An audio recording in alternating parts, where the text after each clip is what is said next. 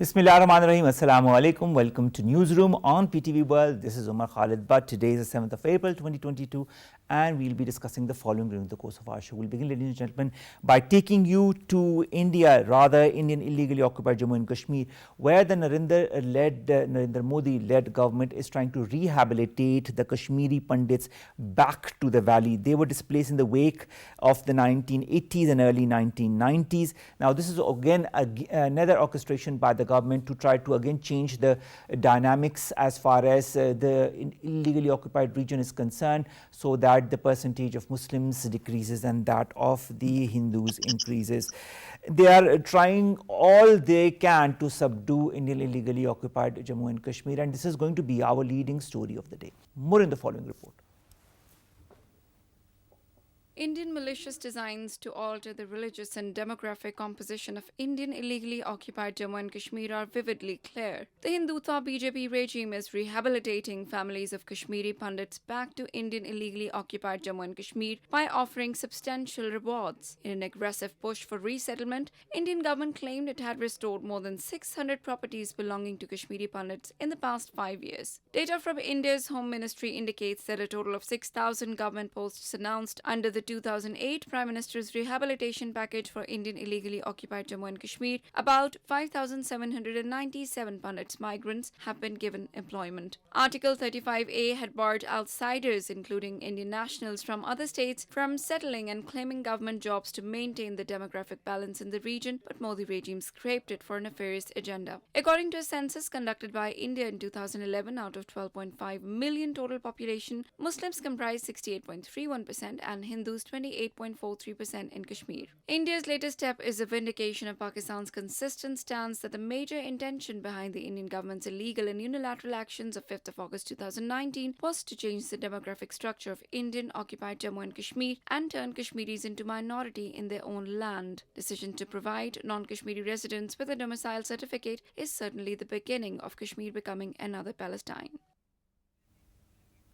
Now, to discuss this issue, we've been joined by Mr. Ali Raza Syed. He's the Chairman, Kashmir Council in the European Union in Brussels. Thank you very much, Ali Raza Syed Saab, to have joined us. Sir, a lot of changes are being made by the Narendra Modi-led government since the last few years as far as the demography of Indian illegally occupied Jammu and Kashmir is concerned. Now, to rehabilitate the Indian Kashmiri Pandits back into the held valley and then giving them substantial rewards. And when you compare them to the Muslim community and how they are rewarded or not whenever something happens in their region, how do you compare and contrast this, and what do you foresee as far as the Indian illegally occupied Jammu and Kashmir region's future is concerned? Opportunity. I think, first we have to learn about how the Modi government and how the BJP and RSS policy towards Kashmir, because it's from the day one, the Modi government and the BJP, RSS, they have a special program to change the demography of occupied Jammu and Kashmir, because they think that they cannot hold Indian occupied Kashmir by the force they used for 70 years. They are trying to use every method they used in Kashmir, but they failed, and that's why now they are trying to have the demography change, because they know that the day will come they have to have the plebiscite in Indian occupied Jammu and Kashmir. So that's why they are trying to change the demography. The Pandits, they are the part of Kashmiri culture, or Kashmir, they are Kashmiri. We don't have any quarrel with that. But the problem is the intention of Modi government is to change the demography and to reduce the majority of the Muslims there. And that is for concern. And that is why we are always appealing to the international community that according to the UN resolution, the Modi government cannot change the demography of the occupied territories. But Ali Raza That Syed is, Saab, with due respect, the Indian government has never adopted any of the United Nations resolutions as far as Kashmir or Indian illegally occupied Jammu and Kashmir is concerned. So they can take out as many resolutions as they want. The Indian government will never apply any of those in principle to what is happening in the region and within India itself. Let's look at the tilt that they have. I mean, I understand that the Kashmiri Pandits are Kashmiris and they should come back to their region, but then why the tilt? Why give them more benefits than the Muslims in the Gujarat region when they were affected due to the Gujarat riots? Why are the Kashmiri Pandits being given jobs, lands, 171 US dollars stipends, while the Muslims in Gujarat were being given 6 point something dollars as stipend? Why is there a clear demarcation between different communities and religions? that is the problem. I think the Modi government committed is committed against the Muslims of Kashmiri Muslims, because they know until and unless they change the demography, they cannot hold the occupied Kashmir, and that's why they are trying to the different ways, like the economy of the region is also for 2 years now, more than 2 years, there was the curfews and the lockdown, so-called lockdown. The Modi got an opportunity of COVID-19. That was the thing. He tried to use that, but ultimately, in my opinion, this they have given 3 million domicile to the Indians in Kashmir. The to Since they abrogated the Article 370 and 35A, and that was the objective of the Modi government, is to change the demography and to bring the non-Kashmiris and non-Muslims to the occupied territories, and then they can show to the world, look, we have the people who are living there, they are Exactly. Now let's majority. have the plebiscite and let's see what happens as a result. And of course, the Hindu community will be in a majority now that they have put everybody there, and then of course the resolution will be in their favor. So this is a deliberate attempt, and I totally agree with what you are also saying. What I would also like to understand is, why is the mindset of the people within India and also abroad being changed through the mass media in India, especially when it concerns Indian illegally occupied Jammu and Kashmir? Look at the film Kashmir Files. Look at the way the Kashmiri Pandits were made to look as the hapless people through this film, and the Muslims were portrayed as villains. And there was a huge outcry, a huge anti-Muslim sentiment as a result of that. And now you see the Kashmiri Pandits being rehabilitated, which of course is a normal procedure. Nevertheless, the timing is very strange, isn't it? Yeah, you are right. The timing, and you were talking about the Kashmir file. This is a propaganda documentary. It's a propaganda from the RSS and BJP, financed and supported by them.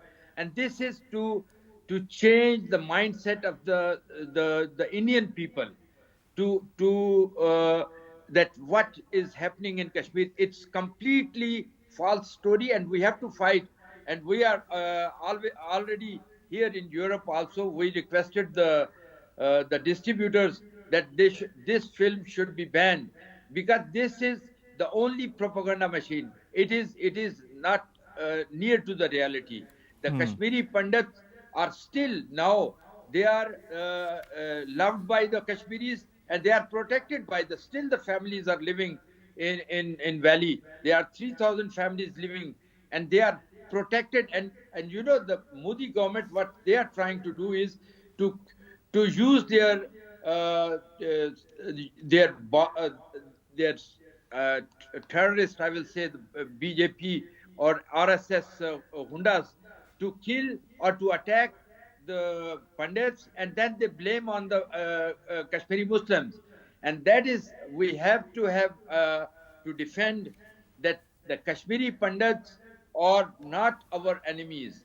They are All right. the part of Ali Raza Kashmiri Syed Saab, society. we understand the Kashmiri Pandits are not the enemies of the Kashmiri Muslims, and they have been living together. And as you said, there are families living even now as we speak Yes, inside of an illegally occupied Jammu and Kashmir. There is no issue between them, but a deliberate issue is being created in order to garner international support and local support from within India. Do you also feel that the Kashmiri Pandit exodus is being used and is excused by the Indian government not only to deflect the international criticism as far as whatever India is doing in the last few months, including very recently what happened in Rajasthan? You must have seen how they torched the shops of the Muslims yeah. there as well, and to also garner domestic support, more domestic support from the Hindu community. Do you feel it is being used also as an excuse, this the whole exodus of the Kashmiri Pandits?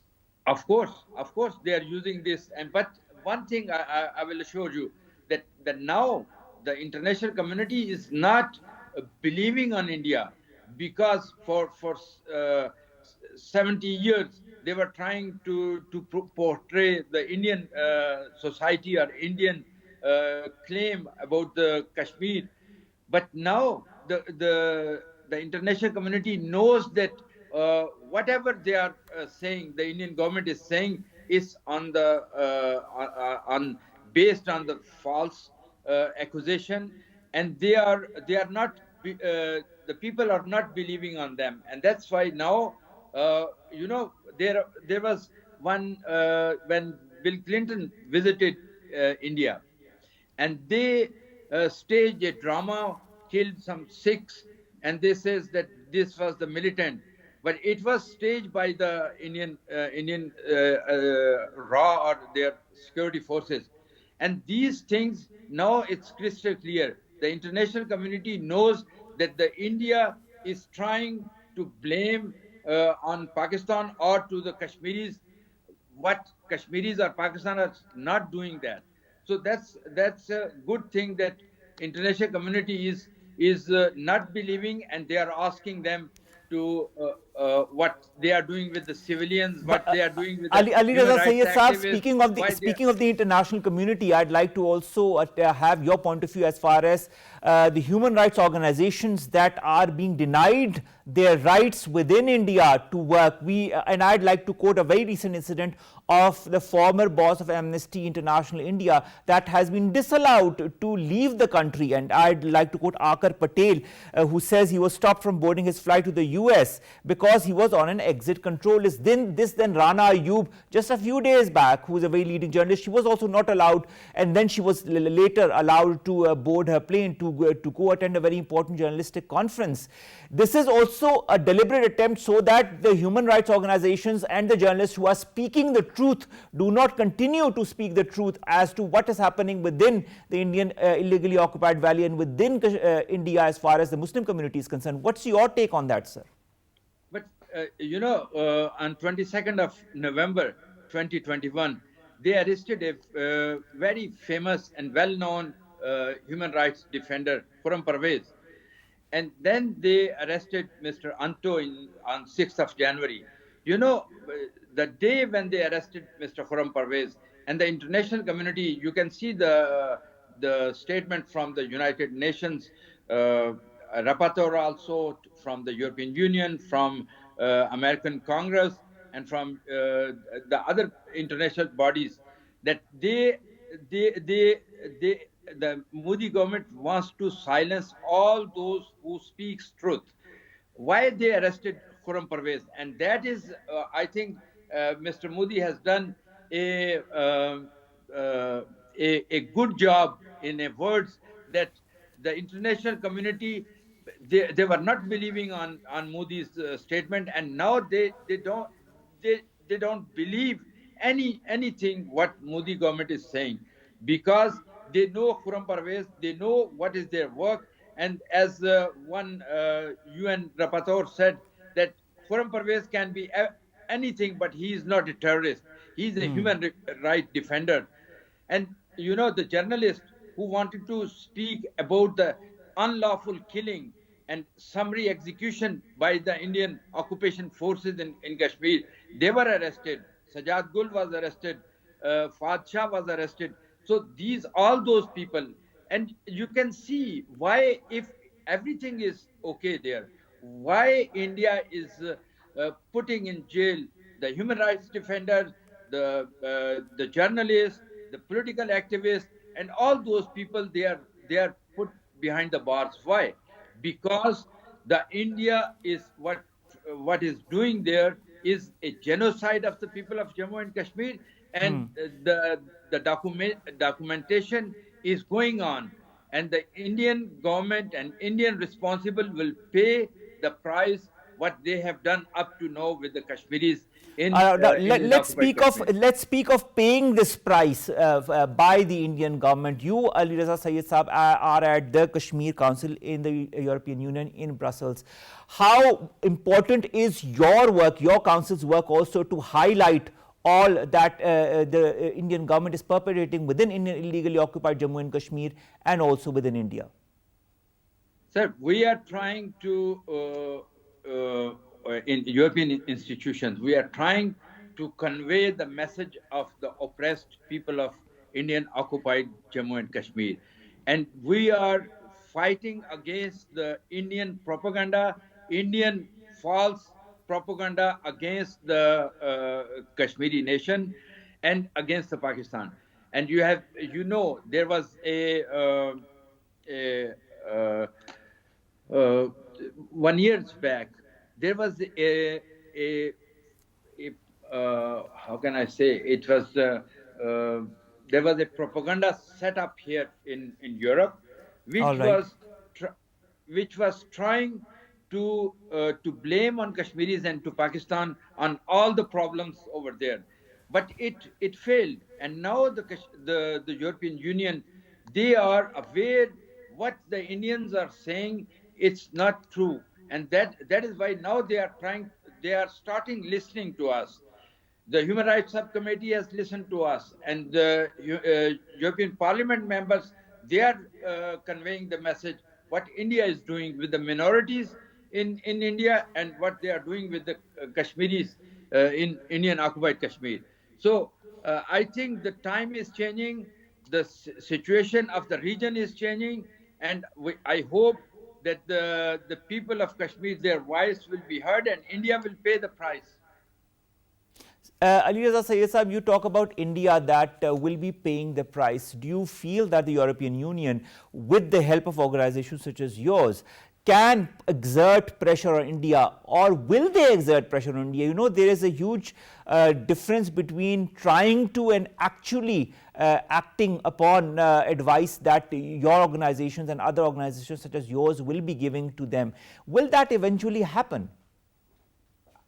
I am sure it will happen, because the European Union, the foundation is on human rights, and we are pleading about the human rights. And I am sure that it will affect the relations, because the current situation of subcontinent and what is going on in Europe and what is going on in Ukraine and everywhere, it will help us to. They cannot have the two different measures for Ukraine and for Kashmir.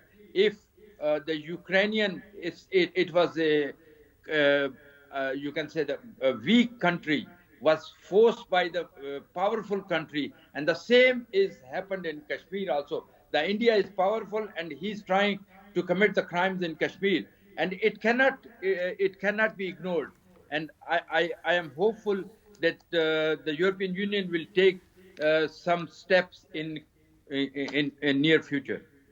Ali Raza Syed Saab, I'd also like to refer to you what Genocide Watch said some time back about India reaching the last level of genocide within the held territory. Do you feel now that a lot of the countries as the West, as you yourself are saying about Ukraine, and they are also saying that what is happening in Ukraine is genocide, shouldn't it be now time, now that the US has also accepted that what happened to the Rohingya Muslims was genocide, and now they're also saying that what is happening in Ukraine is genocide, shouldn't they be also accepting right now that whatever is happening in Indian illegally occupied Jammu and Kashmir is also a genocide? I think it should be accepted, and if the United Nations representative said that Genocide Watch president said that the India is moving towards the genocide, but the Kashmiris are saying for a long time, and it is now uh, up to the international community, and it is the duty of United Nations and duty of the big powers to come forward and to stop Modi government, stop going doing this genocide, because if it's not done now, it will be too late, and it's the responsibility will be on the big powers and on the champion of human rights. All right. When you talk of champions of human rights, we've got the UNHRC that has published 2 reports as far as what is happening in illegally occupied Jammu and Kashmir is concerned. Our own government has taken out many reports and has distributed them amongst the media here and internationally as far as what is being perpetrated in Indian illegally occupied Jammu and Kashmir is concerned. We understand the role of the UN, we understand the role of the EU, but until such time that these 2 organizations do not act in principle as to taking action on India on these human rights barbarities that it is perpetrating, who should move forward? I mean, we understand that within the neighbors, Pakistan is doing whatever it can politically, morally, diplomatically to help the people of Indian illegally occupied Jammu and Kashmir, but it cannot do more than this. What about other countries? What about the Islamic countries? What about other neighborhood countries that are present? What about China? What about Iran? What about Russia? How important is their role in your point of view? I think it is up to us how to convince the international community or the neighbors or OIC members. You know, up to now, the OIC did not play any practical role to stop this, the genocide of Muslims in India or the genocide of the Kashmiri people. But we are asking to the European Union, why? Because the European Union, as I said before, is the foundation on human rights. So human rights violation cannot be tolerated. And we are asking them, and we write to the responsible here or the power in the power corridors, and they told us that they are talking with the Indian friends to discuss the human rights issues. But we are conveying the message to them that it is a very high time for European Union to act and to convey the real message to Indian government that it cannot continue with the human rights violations as they have done up to now. They have to respect, if they are called biggest democracy and secular country. I think it is now the world knows that it is not a secular country anymore. It is not a democracy. It is a fascist regime occupied the Indian government, and they are trying to implement their agenda, Nazis, Hitler's agenda in South Asia, and that will be it should be stopped. And if the appeasement policy, as it was done before the World War II, and if it's done now with Modi regime, I think the whole of South Asia will be in trouble. Thank you very much, Ali Raza Syed Saab. You're the Chairman, Kashmir Council, European Union in Brussels, to have joined us, to have talked to us about the atrocities in Indian illegally occupied Jammu and Kashmir. And as you said, this is what they are. Human rights violations are violations. You violate the rights of human beings. And there are numerous cases of that have emanated, not now, not in the last week, not in the last month, but since years and years. And a lot of reports have been made what needs to be done, and this is a humble plea to all the organizations that are listening, the international organizations like the EU, like the European Union, like the United Nations, like so many others, to take action on these reports, to pressurize India to stop these barbarities. It is high time before it's too late.